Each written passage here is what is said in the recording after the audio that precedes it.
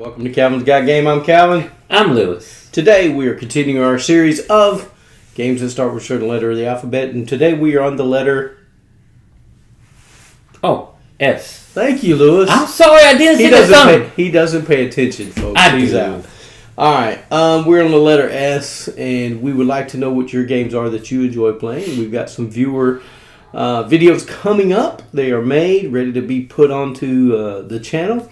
So they are coming up, and if you guys would like to tell us what your games are that you like to play to start with a certain letter of the alphabet, put them on there. We'll get a viewer's video made of that. Second of all, hit that subscribe button, hit the thumbs up, hit the bell for notifications. We'd love for you to know when new videos come out. Of course, we put them out every Tuesday and Friday.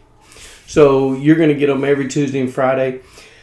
And we got some other things coming up on this channel. I think it'll be fun, and maybe we'll do something to talk about that here in a little while. But anyway, before we get started, we got to have our words of inspiration. Yes.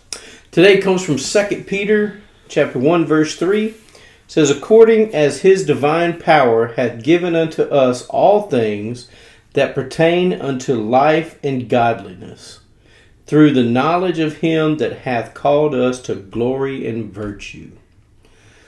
So guys, that's words of inspiration today. I hope that these words are encouraging you guys, or wanting you to go and read or check it out yourself.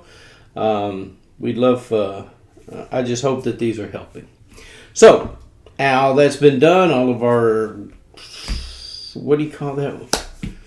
All of our preliminary work is out of the way. I think so. All right, well, let's get started. I'm going to kick us off today. Go ahead. I like being first because I'm number one. I learned today.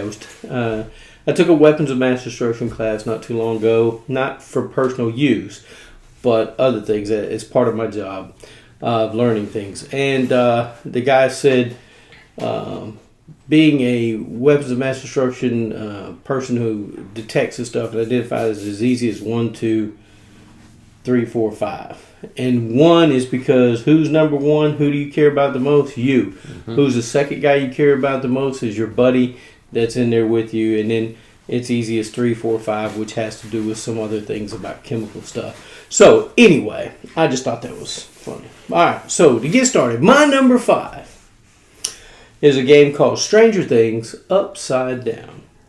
This is a 2023 game by Simon. It's a 2 to 4 players. It takes about 60 minutes to play. In this game, you are playing through the first 2 seasons, I guess it is. You have one side of the board of season 1. You have the other side of the board of season 2. And you are playing, trying to rescue Will in season 1, like they did in the first season of Stranger Things. And you are playing as characters. You cannot play as 11. Because there are spaces on the board that 11 will help you. Mm-hmm. There's things that you have to try to accomplish to get done. You have to play cards to beat these tokens on the board. We actually have a playthrough of it, so if you'd like to go check that out, please do. I think you'll enjoy it. And of course, you have those pesky vans that drive around, and the Demogorgons. Yes. Or the Demogorgon. There's only one. You have the Vans and Demogorgon in season 1. So, the game's a lot of fun. I enjoy it. I like Stranger Things. I've enjoyed watching Stranger Things, and I'm sad that it ended. And I hope that they do something else with Stranger Things, maybe bring in some new ideas or different things. But I'd like to see some more of it. So, my number 5 is Stranger Things Upside Down. I like the game when we did the playthrough. I haven't seen the whole thing. I had to restart it because I saw season 1, but I had to restart on that. You are way behind if you're on season 1. Yes, but there's. So can I spoil it for you? No, because they came out with an animated version of continuation of the Stranger Things. I'm not watching anime. I'm not a big animation guy. I liked cartoons when I was a kid, and I did watch the live action. One that's got that pirate kid. One Piece? One Piece. Yes. I actually watched the live action, and I enjoyed it. And my younger son always wants me to watch the anime of the One Piece or the cartoon, whatever it is. I'm just not interested in that anymore. I don't. Now, some of them might catch me, but it is depending on person. But yeah, I like the Stranger Things. It just being busy constantly makes hard time. Amen. On there. My number 5, which surprised me to be on the list actually, is called Setup, a 2023 game. Wizards Studios is the publisher. 2 to 4 players. Is a point system game going around a octagon shaped board. You are setting tiles of numbers or suits and colors. You gotta be matching sets. You can match 8s, 5s, or numbers in ascending or descending order. And how many you match, how many points you get, how many spaces you move around the board. It is a fast-paced moving game. It doesn't give you much time to... It gives you time to think, but if you miss something, you can lose big points on there. I don't have the game because it is a 2-player game. And I know anything dealing with this kind of math, my wife is not too into it. But if somebody brings it up, I don't mind playing it because it is a fast-paced game. And it works on your observation skills, which I like. Being a martial artist, observation skills is very, very needed. So my number 5 is Set Up. All right. Since we've had no crossover yet, and I forgot to ask you, what do you think? I don't think that will be. I think there might be one. One? I think. Now, I don't know your list. Haven't seen it. Right. And I'm trying not to look at it. So, but I think I think there might be one. If it is, it will be one. Yeah, I think so.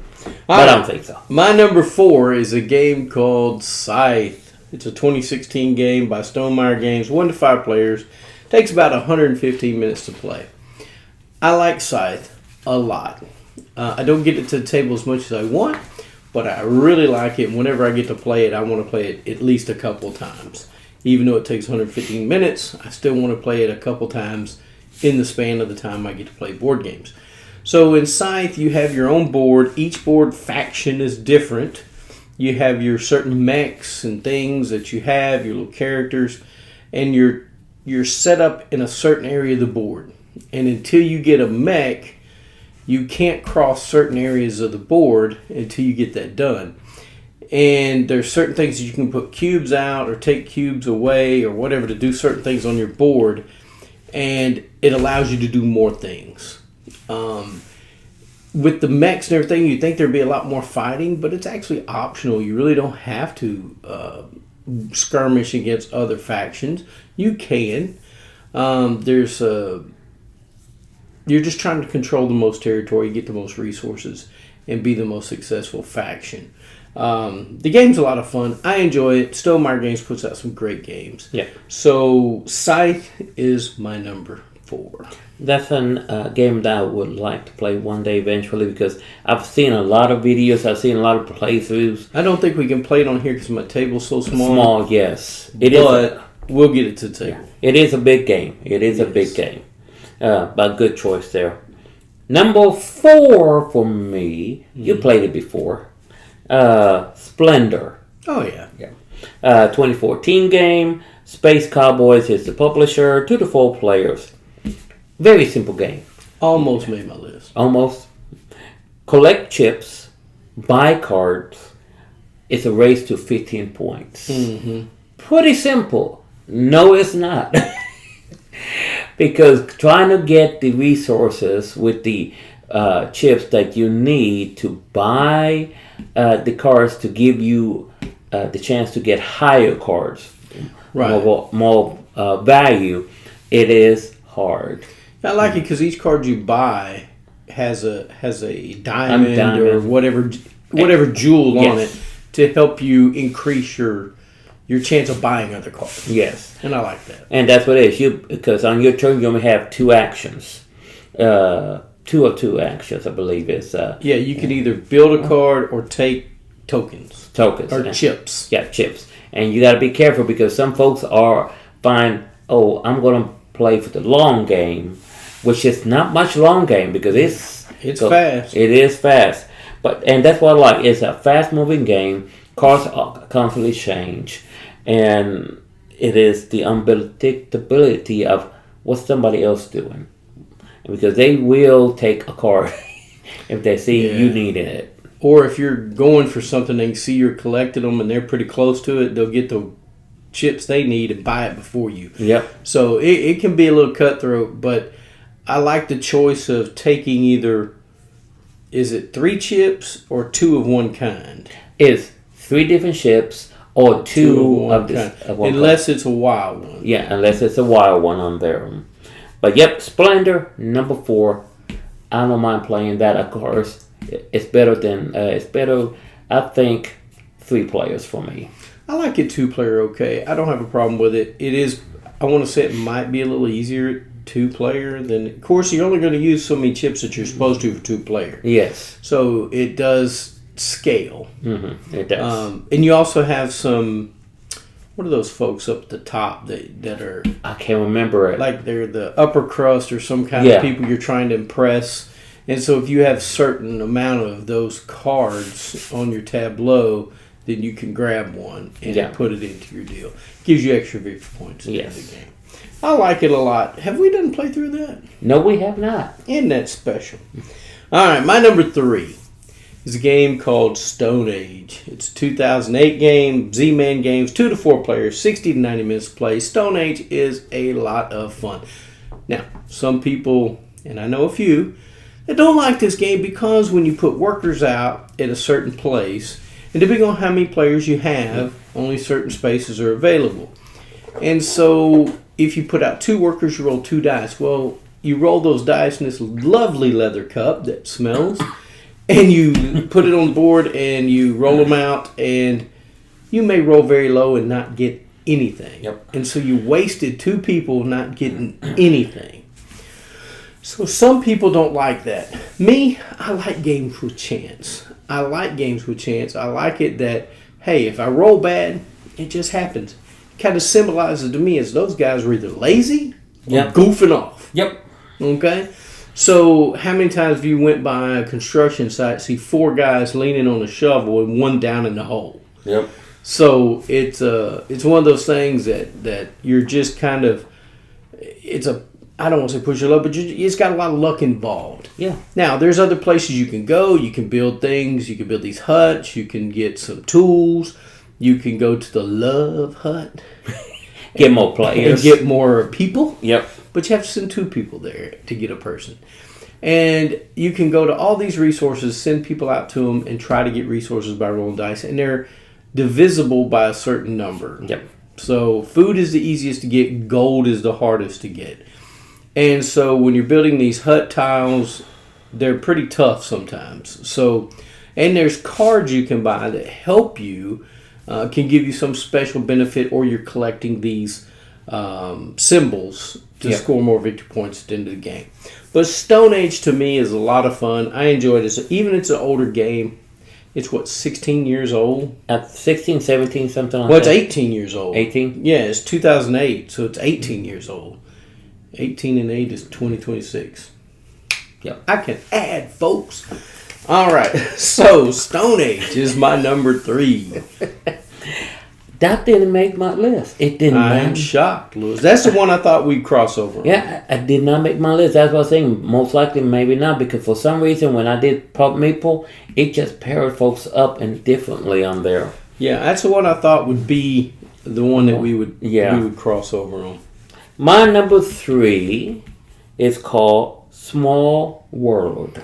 That one just barely missed my list too. And I was wondering, because I love Small World. Yeah, me too. I own Small World. Yes, he does. But it didn't make my list. It kept pairing it with other things. Like, I'd rather play this than Small. I love Small World, but I'd rather play this. This is going to be an interesting list for both of us. Yeah. 2009. Days of Wonder is the publisher, 2 to 5 players. Now, you have 14 races. One set of tiles that can intermix with special powers. Attributes is what I call them, but it is special powers. Yes. Which I did the math for those folks that don't want to do the math. I don't want to. Because of the replayability. A lot of folks see this, it won't take you long to go and go through them. Actually, there is 561 combinations between the 14 races and the special powers. So yes, folks, you're not going to go through all of them very You quick. may see one or two the same every game, but there'll be a lot of differences. Yes. And you'll learn that you like some factions more than the other paired with the attributes. Yes. And that's another thing. The combination differs, and some will benefit others, some won't benefit others. Actually might hurt them more than as you benefit. But you have cards or you have abilities that you can switch stuff around on there and make it, nope, I want this one with this one, which helps you in the long run if you get that character. Because you have two characters to pick from right off the bat. And then as you go through the game, you will have to retire one. You figure out when you're going to retire your race and pick a new one. Yes. And you get points. At the end of your turn, you get points by how much territory you control. And there might be some bonuses because the territory you control, I think one is trolls or orcs. And if you control territory around a mountain, you might get extra points on there. So it really is a high strategy game that I think would never get old for me. I don't think I've seen all the combinations. I mean, I've played this game quite a bit, but I don't think I've matched up all of them because you only can put out so many. Yes. Then you'll use, you got to fill them in once people choose them when they retire a race and put a new one out. But I love the game. Yeah. I don't understand why it didn't make my list, but there you go. Ooh. Actually, I thought that was going to make your list. No. Alrighty. So, yes, number 3, small word. All right, my next one is a game. My number 2 is a game called Shadows over Camelot. Shadows over Camelot is a 2005 game by Days of Wonder, another Days of Wonder game. 3 to 7 players, takes about 60 to 90 minutes to play. I only bring this one out when I got 3 players, and people say, what can we play? This game here it's a cooperative-ish game. There could be a traitor. There may or may not be. But in this game, you have to do something good on your turn, and you have to do something bad on your turn. There's no ifs, ands, or buts. So it kind of helps that traitor kind of stay hidden a little longer. But all you're doing in this game, well, you have certain things you're trying to accomplish, but it's poker hands. Yeah. It's cards with poker hands. You're trying to get sets, 3 of a kind, 4 of a kind, straights, whatever. And you're trying to get Excalibur. You're trying to fight the Dark Knight. You're trying to keep the pikemen away. You're trying to get the chalice. So this game's just a lot of fun to me. I enjoy it. And to win the game, you have to have white swords more than dark swords up on the Knights of the Round Table. And the game's just a lot of fun. I enjoy it a lot. That's why it's my number 2. That didn't make it. I haven't gotten to the table in quite a bit, but I'm hoping this weekend, if I get my boys to come over, we're going to play this game. All right. My number 2. They're not... Yeah, this coming weekend. The coming weekend. Father's Day weekend. Yes. There you go. Hey, boys, it's Father's Day. I choose which game. There you Absolutely. go. Number two on here is Star Wars: The Clone Wars. It didn't make my list either. Didn't make. Oh man. 2022 game. Z-Man Games publisher, 1 to 5 players. Is set in the universe of Star Wars, but it has the pandemic mechanism in there, which I think is a good mechanism to have in some games. Not all games, but some games. Yeah. Yeah. The system works Yes. for a lot of things, but I don't know if it works for everything. Yeah. It is a cooperative game. It's a deck builder, a hand management kind of game on there because you're all taking cards, getting rid of cards, and trying to get rid of the the droids and complete the goal for the game, which is not easy. It can get out of hand if you're not watching and working together. Now, just like the regular pandemic game, they say do the characters randomly, which that's how it should be played. But when you get all the characters done, I say, and they do scale it up. The game does scale it up on difficulty on there. So you will find some characters work better with others. And depending on how many players you play with, it can benefit each other real easily, but sometimes it doesn't. Because as you play, there will be some conflict within the characters' playability on there, which I like that. Make it a little bit difficult, even on hard level on there. But yeah, Star Wars, Clone Wars, I like the board, how it includes the planets. I like the artwork on the cards. And the little figures, they did a fine job on the figures on there. Are nice. Yes. So yeah, Star Wars, the Clone Wars, my number 2. And I have to apologize to Lewis, since he talked about Star Wars, Clone Wars. He was right when we were doing our playthrough that you don't discard the cards. Because in the pandemic, the original pandemic, you discard cards to wipe out or cure a disease. Yes. In Star Wars, the Clone Wars, you do not have to discard them. And so Lewis was right. I was wrong. So Hard to say it, isn't it? It is. So I just wanted to clear that up. And so if you guys ever watch that video, know that I argue with Lewis on that point, and I was wrong. Hey, that's how we learn. By making mistakes, we learn how to do it. And it right. takes a big man to admit he's wrong. And I'm a big man. All right. Number 1 for me is Stardew Valley 2021 game by Concerned Ape. 1 to 4 players, takes about 60 to 150 minutes to play. This is a cooperative game. This game it's scalable to however many people play it. You'll have to do certain things, more things than you would if it's just 2 people. This game can be played solo. If you played Stardew Valley, the video game, I think you'll enjoy Stardew Valley, the board game. I like it. My wife likes it. I think Lewis has played it and liked it. Yes, I did. So it is a game where you're trying to accomplish these goals that your grandfather gave you to help with the farm. And then also you have to help rebuild the community center, which a game is not easy. It is very difficult. It's hard to win, but it's doable. You can lose in the first season. That's right. You can lose in the first few rounds. Yes. Because you didn't turn a card over and there's no more of those available. So, Stardew Valley is a great game. If you're looking for... And I think kids can play this game. Yeah. I don't think there's... I think kids as young as probably 9, 10 could understand this game. It's not hard. You can do some fishing.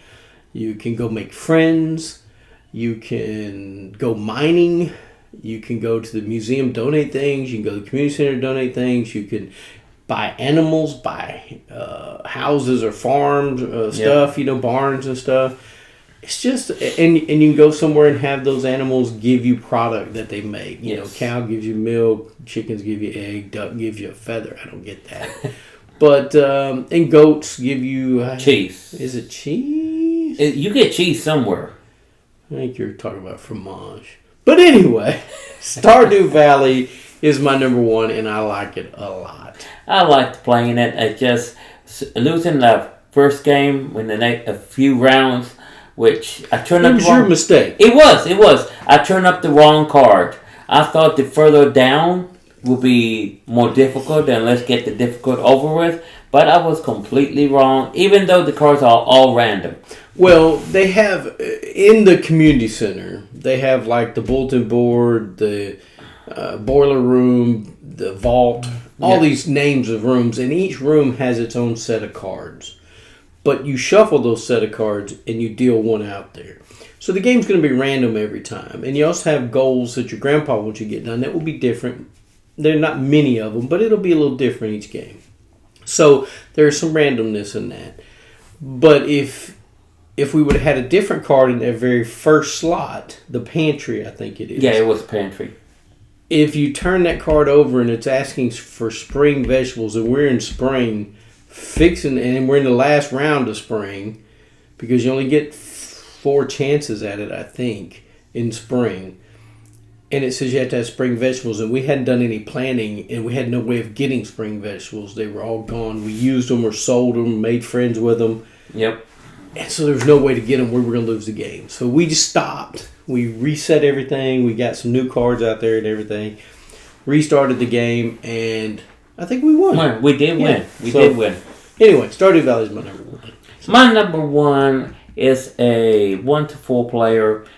You were okay with it, but you think something should have changed on this one. It is called Sunset Over Water. Man, you like this game. It's a good game for me and my wife. You and your wife, more power to you. Yes. I'll let you talk about it. I'm not going to dog you down. 2018 game. Dr. Fine's Games is the publisher. 1 to 4 players. It is, in my opinion, better for 2 players. 2 players. The artwork is nice on the cards. It's a turn order based game, depending what kind of card you put up from your hand. You have a hand of cards with times, number of movements on the card has how many spaces you can move, and how many of these postcards are that's on the table you can pick up going a certain way on there. So everything is done from your hand. If you're an early person and you see a commission, which is cards on the one side of all these postcards, and you see what you need is in your spot, you want to go first early in the morning, but you never know what the other person's going to put down. It has a nice playability because you don't use all the cards right away. You have a scales about players, how many you can use, and interchange. But there is a home rule that if I play more than 2 players, there's going to be a home rule that I will put in place, that when a commission is bought in the regular game, it's bought empty space, which means everybody else that hasn't done a commission will lose out on it and lose out on points. And after several times of playing it, I went, you know what, the best thing is if it's more than 2 players, 3 or 4 players, replace the commission set. That way nobody loses out on points. Even though there's other ways to get points, depending how the round ends, everyone has a chance to get some commission cards that is worth so many points in the game. That's the only thing I have not a problem with, and not an issue. It's just something that would make it a little bit better for the whole group if you're playing more than 2 folks on there. But yeah, in the future when I play more than 2 individuals, that's going to be a home rule that I would change on the regular rules. And folks, sometimes you have to do that to make the game not more easier but more enjoyable for the whole table that is playing this game. But yeah, number 2 is Sunset Over Water. Number 1. I mean, number 1. Oops, number 1, Sunset Over Water. I don't mind Sunset Over Water. It's a pretty game. It's cool, but it reminds me of Habitat with that Jeep thing, and I just, that mechanism is not for me. Maybe it's my lack of planning, and in my job, I'm a planner, so I don't know. But it's a mechanism I don't care for. I mean, I like planning in other games of planning out my turn, but I know because if I know the whole board, and I know that if there's only one thing I can get on that grid, that I have the supplies or whatever to do, then that's what I'm going to go for. But if somebody else gets there before you because they had the supplies, what else are you supposed to do? Because there's nothing else you could accomplish, right? Yeah. So in other board games, there's other things I can do. Well, if they take that spot, I'll go to this spot. I can do that, collect a few more resources or do this. And then next turn, I'll try to get that spot and do what I need to do. Kind of like in viticulture and others that are worker placement.